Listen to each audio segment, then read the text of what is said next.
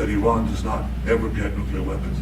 If it can be done diplomatically in a full way. ناظرین کہتے ہیں کہ جب دو بڑے دشمن میز پر آ کر بات کرنے لگیں تو دنیا سنتی ہے، سانس روک لیتی ہے، لیکن کچھ طاقتیں ایسی بھی ہوتی ہیں جو نہیں چاہتی کہ دشمنی کم ہو، غلط فہمیاں دور ہوں اور امن کی کوئی راہ نکلے۔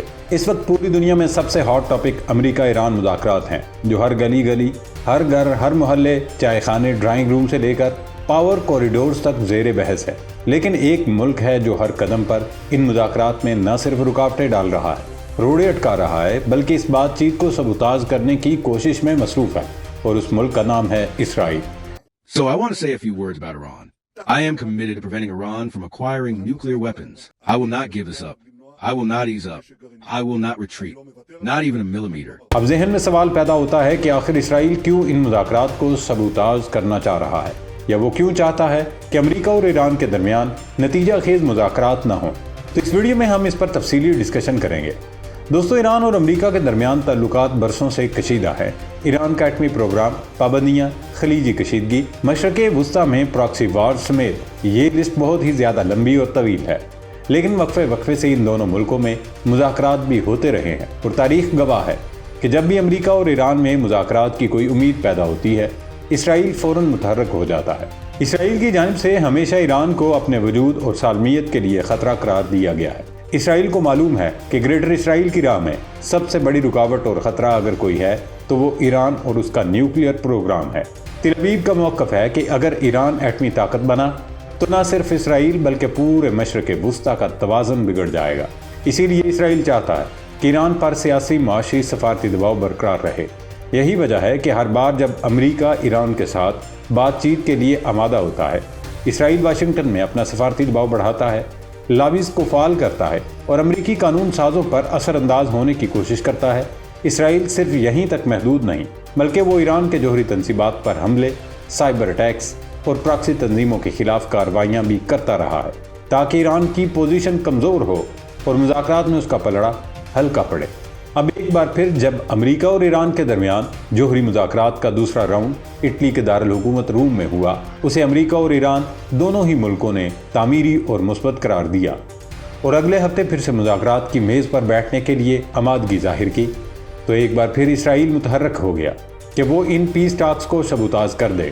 اسرائیلی میڈیا نے دعویٰ کیا ہے کہ روم میں ہونے والے مذاکرات میں امریکی صدر ڈونلڈ ٹرمپ کے نمائندہ خصوصی برائے مشرق وسطیٰ اسٹیو وٹکوف نے ایرانی قیادت پر دوبارہ واضح کر دیا کہ ان کے پاس مذاکرات کے ذریعے جوہری معاہدہ کرنے کے علاوہ دوسرا کوئی آپشن نہیں، کیونکہ اگر مذاکرات کامیاب نہیں ہوئے تو پھر فوجی ایکشن ہوگا۔ جہاں تک اسرائیلی میڈیا کے اس دعوے کا تعلق ہے تو یہ سراسر پروپیگنڈا معلوم ہوتا ہے، کیونکہ مذاکرات کے بعد جاری کیے گئے اعلامیے میں نہ صرف امریکہ بلکہ ایران نے بھی اسے تعمیری اور مثبت قرار دیا، جبکہ عمانی وزیر خارجہ نے بھی اپنے بیان میں کہا کہ دونوں ملکوں نے مذاکرات کے ایک اور راؤنڈ پر آمادگی ظاہر کی ہے۔ ناظرین، ان مذاکرات میں ایران کو دو دھاری تلوار پر چلنا پڑ رہا ہے، کیونکہ ایک طرف تو اسرائیل کی مخالفت اور سازشوں کا سامنا ہے، وہیں دوسری جانب صدر ٹرمپ تڑیوں اور دھمکیوں کو بھی بھگتنا پڑ رہا ہے۔ امریکی صدر ڈونلڈ ٹرمپ تقریباً روز ہی تہران کو یاد دلاتے نظر آتے ہیں کہ اس کے پاس دو ہی آپشنز ہیں، معاہدہ یا جنگ۔ ٹرمپ پہلے ہی کہہ چکے ہیں اگر مذاکرات ناکام ہوئے تو ایران کے خلاف فوجی کارروائی کی قیادت اسرائیل کرے گی۔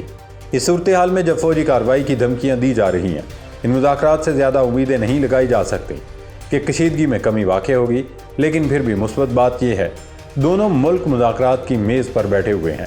ایران کی جانب سے مذاکرات پر آمادگی ظاہر کرنے کے بعد پچھلے ہفتے نیو یارک ٹائمز نے ہی خبر دی تھی کہ صدر ٹرمپ ایرانی جوہری تنصیبات پر حملے کے اسرائیلی منصوبے سے پیچھے ہٹ گئے ہیں۔ وائٹ ہاؤس میں پریس کانفرنس کے دوران امریکی صدر ڈونلڈ ٹرمپ سے جب اس متعلق سوال کیا گیا تو ان کا کہنا تھا کہ وہ بالکل بھی جلدی میں نہیں ہیں اور سفارتکاری کو ایک اور موقع دینا چاہتے ہیں۔ اسرائیل یہ پروپیگنڈا بھی کر رہا ہے کہ امریکی صدر کی فوجی کارروائی کی دھمکی کی وجہ سے ایران مجبوراً مذاکرات کی میز پر آیا، حالانکہ اس کا جواب ایران کے سپریم لیڈر آیت اللہ خامنئی 2 ہفتے پہلے ہی عوامی اجتماع سے خطاب میں دے چکے تھے، جب انہوں نے کہا تھا کہ تہران امریکی اور اسرائیلی حملوں کے خوف سے نہیں بلکہ مذاکرات پر صرف اس لیے راضی ہوا کیونکہ امریکہ نے اپنے مطالبات کو جوہری مسئلے تک محدود رکھا ہے۔ ناظرین، امریکہ اور ایران کی سفارت ایک طویل عرصے سے منقطع ہے اور اکتوبر 2023 میں حماس کے اسرائیل پر کیے جانے والے حملے نے ईरान और अमेरिका के ताल्लुकात में मज़ीद तनाव पैदा किया है, क्योंकि गज़ा की जंग में अमेरिका ने इसराइल को भरपूर साथ दिया और अमेरिका के हालिया सदर डोनाल्ड ट्रंप पिछले सदर जो बाइडन से कहीं ज़्यादा इसराइल के हामी हैं। पिछले 1.5 साल के मशरक़ वस्ता में रूनुमा होने वाले वाक़यात में ईरान नवाज तंजीमों को खासा नुकसान उठाना पड़ा है। हिज़्बुल्लाह के चोटी के रहनुमा अब इस दुनिया में नहीं है। हमास के भी चंद चोटी के रहनुमा इसराइली जारहियत का निशाना बने हैं और ईरान के लिए सबसे बड़ा स्ट्रैटेजिक नुकसान शाम में बशार अल असद की हुकूमत का खात्मा है। पहले इसराइल को नकेल डालने के लिए ईरान शाम और लबनान से कार्रवाइयाँ करवाता रहा, लेकिन अब शाम में बशार हुकूमत के खात्मे और लबनान में हसन नसरुल्लाह समेत हिज़्बुल्लाह की टॉप लीडरशिप की शहादत के बाद ये सिलसिला काफ़ी हद तक रुक गया है। अब चूँकि ईरान का खित्ते में पुराने वाला असर और रसूख बरकरार नहीं रहा, जबकि इसराइल अब ज़्यादा ताकतवर है। 2015 में ईरान अमरीकी एटमी मुआहदे से ट्रंप ने अमेरिका को 2018 में अलहदा कर लिया था। 2015 के मुआहदे की मुखालफत में इसराइल आगे रहा था, क्योंकि इसराइल का मौक़िफ़ था कि ईरान का एटमी प्रोग्राम सिरे से होना ही नहीं चाहिए और वो इस सिलसिले में अस्करी ऑप्शन इस्तेमाल करने के लिए भी तैयार है। लेकिन ईरान की एटमी तनसीबात पर अकेले हमला करने का अभी तक इसराइल को हौसला नहीं हुआ। वो ये काम अमेरिका की मदद और शराकत से करना चाहता है, मगर अमेरिका अस्करी ऑप्शन इस्तेमाल करने के हक़ में नहीं। इस वक्त सब लोगों के जहनों में एक सवाल ज़रूर मौजूद है कि आखिर ट्रंप क्यों ईरान से मुज़ाकरात के हक़ में हैं। तो उसकी वजह शायद यही है कि ट्रंप अपना इमेज जंगों को बंद कराने वाला रहनुमा का ही रखना चाहते हैं। और दूसरी अहम तरीन वजह यह हो सकती है कि अमेरिका इस वक्त अपना सारा फोकस और तवज्जो चीन पर देना चाहता है, ताकि चीन के बढ़ते साइज़ और असर और रसूख को कम किया जा सके। मशरक़ वस्ता में एक और जंग शुरू करके अमेरिका का चीन और यूक्रेन से फोकस हट जाएगा। हालांकि आए रोज़ अमेरिका को यमन के हूसियों के हाथों भारी जानी और माली नुकसान उठाना पड़ रहा है, लेकिन अमेरिका किसी नई जंग को शुरू करने के मूड में नज़र नहीं आ रहा। अमेरिका की जानिब से ईरान पर हमला न करने की एक वजह यह भी हो सकती है कि यह पूरी दुनिया की मईशत को हिला कर रख देगा, चूँकि तेल और गैस को लेकर गुजरने वाले जहाज़ अबनाए हरम से ही गुजर कर पूरी दुनिया तक जाते हैं और ईरान के पास अब भी ये सलाहियत मौजूद है कि वो इस आबी गुजरगाह को बंद कर दे। जैसे ही तेहरान ने अबनाए हरम्स को बंद किया, समझे दुनिया में कोरोना जैसी सूरत हाल हो जाएगी, यानी कि तिजारती लॉकडाउन लग जाएगा। ईरान ने मुतअद्दिद बार इस बात की जानिब भी इशारा किया, अगर इस पर अमरीकी हमला हुआ तो खलीजी ममालिक में कायम अमरीकी अस्करी अड्डे इसका हदफ होंगे। अमरीका की जानिब से ईरान पर हमला न करने की बड़ी वजह यह भी है कि इराक और अफ़गानिस्तान की लाहासिल जंगों के बाद अमरीका में अमन पसंद लाबी मजबूत हो गई है। बैनुल अक़वामी अमूर के माहिरीन ये भी कह रहे हैं कि हद से ज़्यादा कमज़ोर ईरान अमरीका को सूट नहीं करता, क्योंकि इससे खलीज में ताकत का तवाज़ुन कायम नहीं रहेगा। अमरीकी एजेंसी CIA का कहना है कि ईरानी एटमी तनसीबात पर हमला बेसूद होगा, क्योंकि इसके बाद ईरान अपना एटमी प्रोग्राम ज़्यादा ज़ोर शोर से शुरू कर सकता है।